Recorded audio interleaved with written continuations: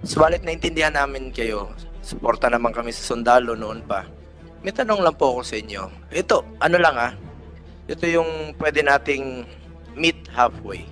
Magkano yung natanggap mong increase ng sweldo na yung dinoble nung panahon? Dinoble natin nung panahon ni Pangulong Duterte noong 2018. Mr. Chair, Pag anak na iba na po pag anak ang pinag-usapan. Alam niyo naman gaano kami ka full support sa ating Armed Forces of the Philippines. Noon pa yan hanggang ngayon. magkakasama po yan, Mr. Chair, na pwedeng pag-usapan kung magtatawag ang chair ng caucus. Opo. But for the record ngayon pa lamang, walang desire ang committee i-reduce kahit sino man sa gutom. We want lahat ng mga kababayan natin, saan mang institusyon, kasama ang AFP, magkaroon ng makataong pamumuhay. At kasama po doon yung mga pamilya natin, Mr. Chair. Senator Tiveros. Salamat kayo, Mr. Chair. In general, I've been shown just now yung kopya nung sulat ninyo sa aming chair, committee chair, kung saan nakasulat dito, I declare to increase my support to my children to 15,000 pesos for each child to be given every 15th and 30th day of each month starting this month.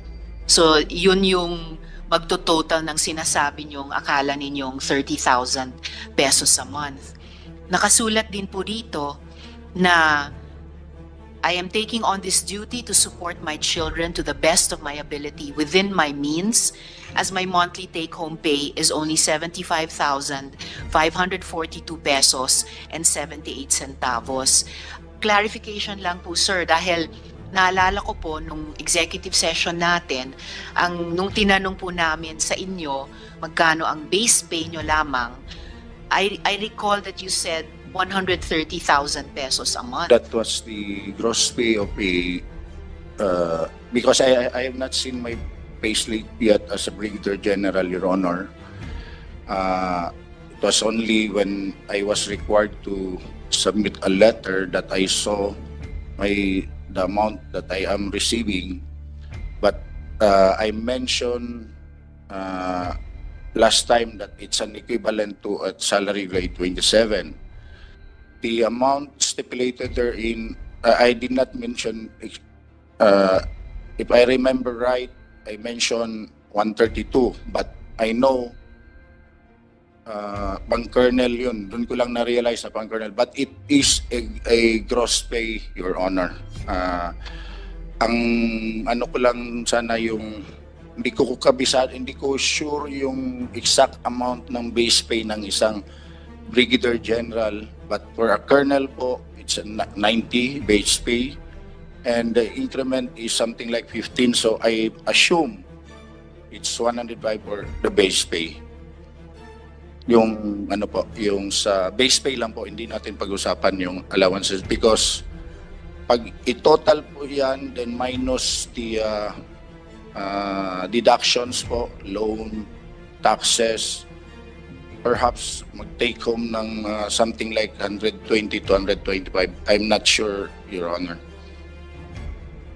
So, ibig sabihin po, sir, Mr. Chair, kailangan nyo i-inform ang komite pa kung magkano yung base pay nyo dahil doon po i-compute yung kalahati na inyong ibibigay sa inyong estranged wife at mga anak ninyo. Your Honor, if I may, and I would like to call my admin assistant because I have brought with me my pay slip just to make sure the amount that I am receiving right now. But rest assured, Your Honor, again, hindi ko talaga nakuha yung exact amount. Kung nagkamali man ako, I'd like to ask an apology to this honorable committee. But my objective is to give support to my children because they are my children. And sir, bukod pa po dun sa payo ng komite na kalahati nung base pay ninyo, paano naman po yung isa pang payo namin na yung tuition din po ng mga bata every year? Ang ang pagkakaintindi ko po, kasi hindi naman po natin na diskusyonan yung details po. The amount that I will be giving encompasses everything. So, kasi willing ako to support their schooling ever since sinusuportan ko naman po. Nagsimula lang din pong nagka-problema, so naputol. Pero as I mentioned during the executive session, I have reasons. So, pero ayaw ko na pong i-insist yun. Ang sa akin ko na lang po, sana po, tingnan nyo rin po yung willingness ko to comply. There was just a miscommunication as to how much money should I give monthly. Willing naman po ako. Salamat, General. So, Mr. Chair, it seems that mula nakaraang linggo hanggang ngayon, hindi pa nagbago yung sitwasyon ni Ms. Sevilla at yung kanilang mga anak in terms of the advice of the committee dun sa monthly child support at saka yung annual na tuition. And at the proper time, Mr. Chair, I will move that the committee go into a caucus to discuss the ad interim appointment of Brigadier General Sevilla. Mr. Chair. Yes, Senator Tiveros, in a while, we're going to act on your motion. Before acting on the motion, we'd like to recognize Senator, our Vice Chairman, Committee on National Defense Commission Appointments, Senator Christopher Bongo. Sir, in respect to Senator Hontiveros, may tanong lang po ako kay General Sevilla, sir. Tama yung sinabi ni Chairman kanina. Gusto kang tulungan po dito, no? Pero alam mo, importante talaga para sa atin. Tayo, mga Pilipino, yung anak natin. Kahit anong gawin natin, lahat to ginagawa natin para sa anak natin. Lahat ng sakripisyo natin sa mundong ito, halos lahat ng magulang, tayo, kapakamatay tayong magtrabaho para sa ating mga anak. Yan talaga yung ugali na natin noon pa. Subalit naintindihan namin kayo. Suporta naman kami sa sundalo noon pa. May tanong lang po ako sa inyo. Ito, ano lang ito yung pwede nating meet halfway. Magkano yung natanggap mong increase ng sweldo na yung dinoble nung panahon? Dinoble natin nung panahon ni Pangulong Duterte noong 2018. Not exactly doble. Sa entry position na doble. Pero sa mga colonel at saka lieutenant colonel, more than 50%. Magkano yung natanggap nyo increase nun? From nung 2017, nung 2018, sa tingin mo magkano yung increase mo? Hindi ko na ma-recall, Your Honor, dahil medyo may katagalan na yun. But kasi 2017, it's already 7 years ago.